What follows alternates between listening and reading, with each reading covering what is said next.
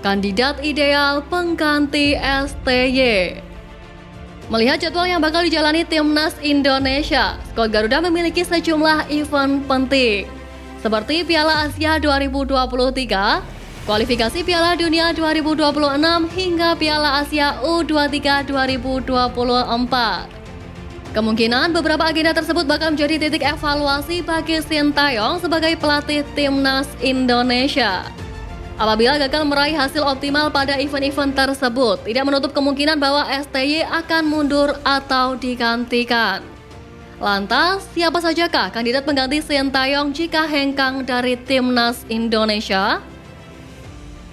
Pelatih yang digadang-gadang bakal menukangi skuad Garuda yaitu Akira Nishino, Park Hang-seo, dan Bernardo Tavares.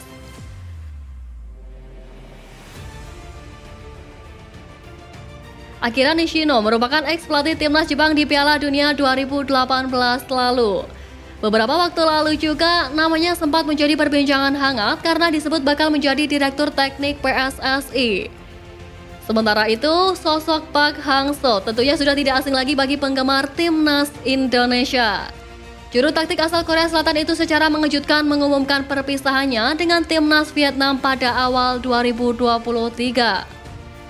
Setelah berpisah dengan The Golden Stars Warriors, Park Hang-seo sempat dirumorkan dengan beberapa tim lain. Sebagian juga turut mengaitkannya sebagai salah satu kandidat pengganti Sintayong apabila nantinya memilih hengkang dari Timnas Indonesia. Berikutnya ada nama Bernardo Tavares yang menjadi salah satu nama yang disebut layak masuk bursa calon pelatih Timnas Indonesia. Saat ini Tavares masih menukangi PSM Makassar. Pelatih asal Portugal ini sukses meraih pencapaian gemilang bersama tim berjuluk Jogo Echa di musim lalu. Siapapun yang menukangi Timnas Indonesia nantinya tentu saja menginginkan hasil terbaik untuk skuad Garuda. Dan PSSI pasti memiliki standar yang telah ditentukan untuk memilih pelatih Timnas Indonesia.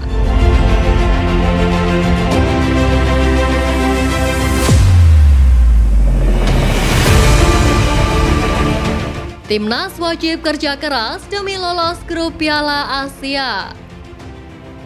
Dalam drawing Piala Asia U23, Timnas Indonesia U23 tergabung di grup A bersama Qatar, Australia, dan Yordania.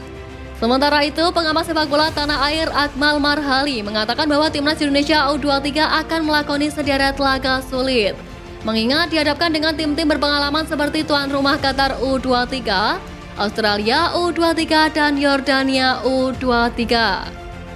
Ia juga menambahkan bahwa skuad Garuda Muda tergabung di grup neraka dalam turnamen yang berlangsung di Qatar pada 15 April hingga 3 Mei 2024 tersebut.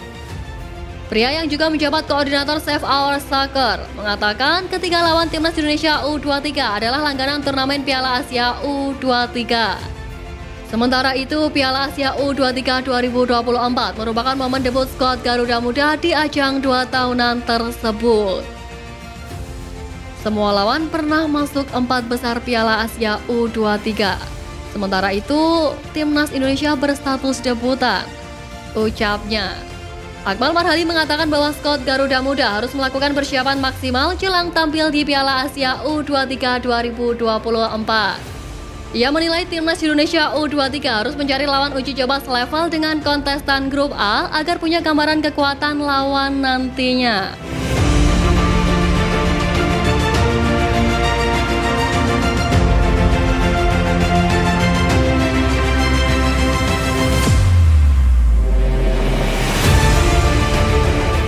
Sidak evaluasi kinerja pelatih Timnas.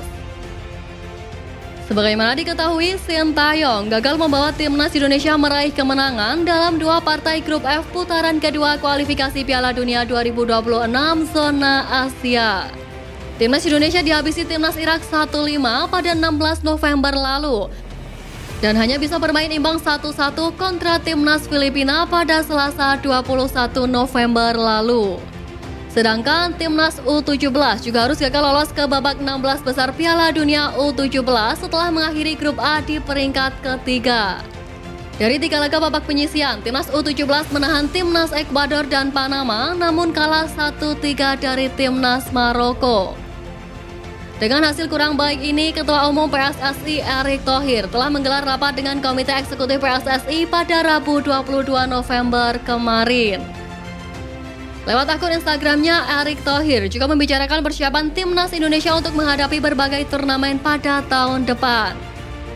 Saya rapat bersama teman-teman Exco PSSI. Kami membahas persiapan Timnas Indonesia untuk beberapa kejuaraan Asia pada tahun depan, tulis Erick Thohir. Ex-Presiden Inter Milan itu juga mengatakan bahwa Exco PSSI bakal memanggil seluruh pelatih Timnas Indonesia untuk melakukan evaluasi terhadap hasil dalam beberapa penampilan terakhir, tak terkecuali Sintayong dan Bima Sakti.